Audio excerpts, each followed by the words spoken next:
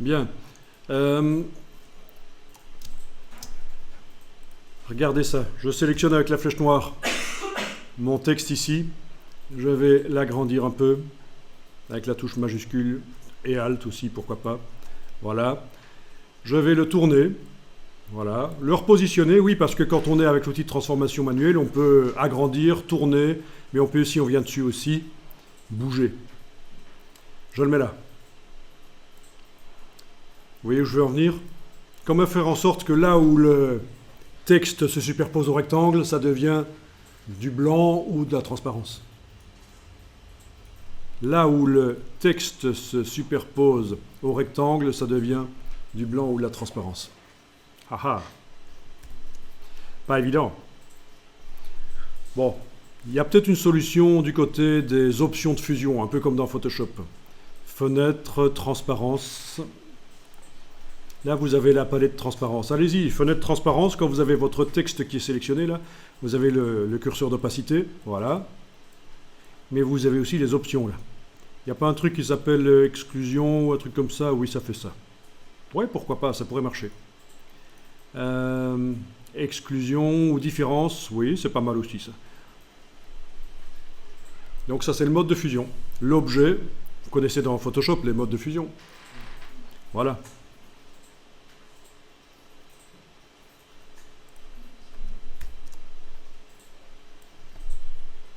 C'est pas vraiment ce que je voulais du blanc.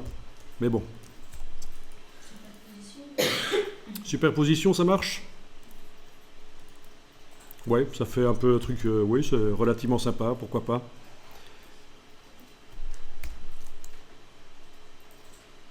Ok, ben, choisissez un des modes de fusion, là, comme ça, et on va dupliquer les deux choses, là, pour essayer une autre technique.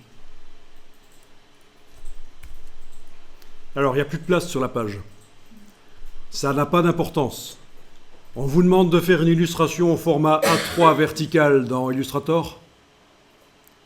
Vous pouvez démarrer d'un A3 vertical si vous voulez, mais après vous allez pouvoir agrandir, parce que de toute façon tout va être finalisé dans InDesign. Donc ne vous laissez pas enfermer par le format dans Illustrator.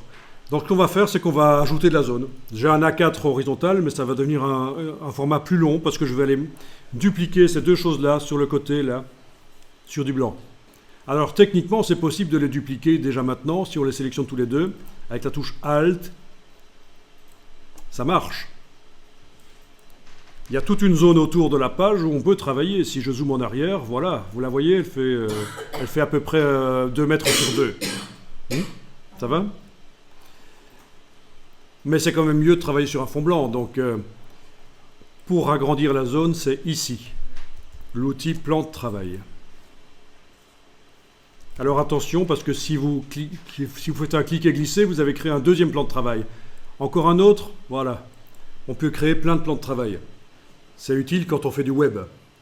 On peut avoir comme ça des interfaces, une interface sur un plan de travail, et elle se duplique automatiquement sur d'autres plans de travail, et on met au point des interfaces web dans Illustrator. Sinon, là, je vais les supprimer. Je sélectionne avec l'outil plan de travail, touche suppression, voilà, voilà, voilà. Voilà, ce que je voulais, c'est agrandir ici avec la poignée, tout simplement. Oui, format de document, c'est moins intuitif. Hein. Format de document, et de toute façon, regarde, format de document te propose quoi? De modifier les plans de travail. Voilà. Donc c'est la même chose. Alors au niveau de la dimension, c'est indiqué ici maintenant.